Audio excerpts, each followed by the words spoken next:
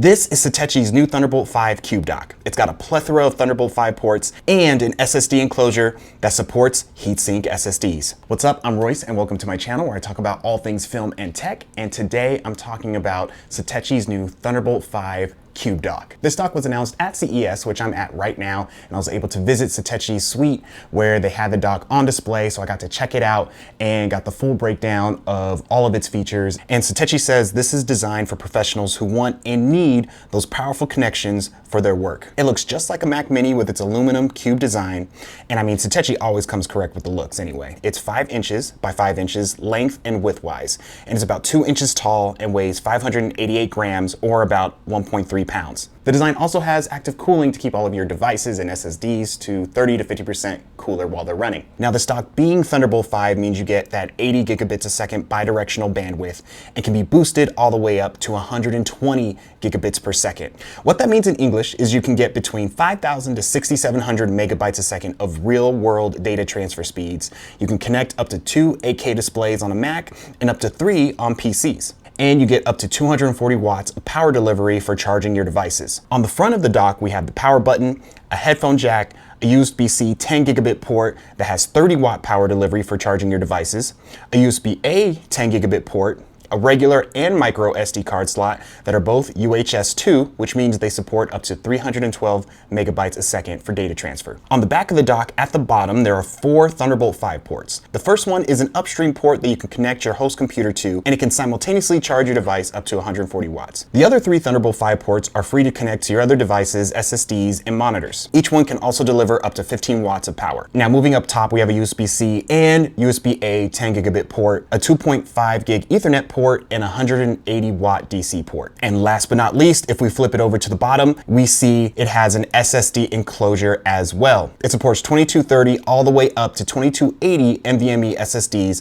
up to 8 terabytes. Now, this is not a toolless enclosure. You will need a screw, which Satechi does provide in order to install the NVMe SSD. Satechi says that you can get up to 6,000 megabytes a second of transfer speeds, which they backed up by providing a test on a monitor that they had in their suite that showed these results. And what's cool is Satechi said they were listening to some feedback where people wanted the enclosures to also support heatsink NVMe SSDs. So what's awesome is this enclosure does support heatsink SSDs. And you can see in the design, they actually made it a little bit deeper to compensate for the thickness of a heatsink SSD. Satechi also announced their own Thunderbolt 5 cable that will come included with the Cube Dock, but can also be purchased separately. Now, for the monitors, this is important to know. If you're on a Mac, it can support single or dual 8K displays, but only at 60 Hertz, whether that's single or a dual setup. Now, if you're on a PC, you can do a single 8K display at 144 Hertz, or dual 8K displays at 120 Hertz, or triple 8K displays at 60 Hertz.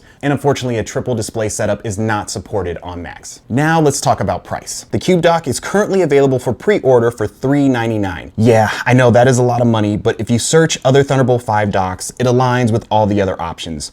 But I feel you're getting more bang for your buck with the Cube Dock. But as an incentive, if you pre-order right now, you can get 20% off your order, which drops the price down a little to $320. Now, aside from being able to look at it, shooting all this B-roll, only time will tell when I actually get one in my hands to see my full opinions on it. But right now I can say that I feel like this is the best option if you're looking for a Thunderbolt 5 dock that actually prioritizes Thunderbolt 5 ports. So for a lot of other options out there, I feel like they're still gearing towards supporting like legacy devices, which is cool, or they're sacrificing some ports in order to include like an HDMI port, which this one does not have. So that's good to know if that's something that is important to you. But it's also not surprising that it doesn't support that, because I feel like this dock is definitely meant for the power user who wants to get the best performance and the fastest speeds in their workflow. And for me personally, this is the Thunderbolt 5 dock that I've been waiting for. And if you guys have been watching my channel for a little bit, you know I've always been championing the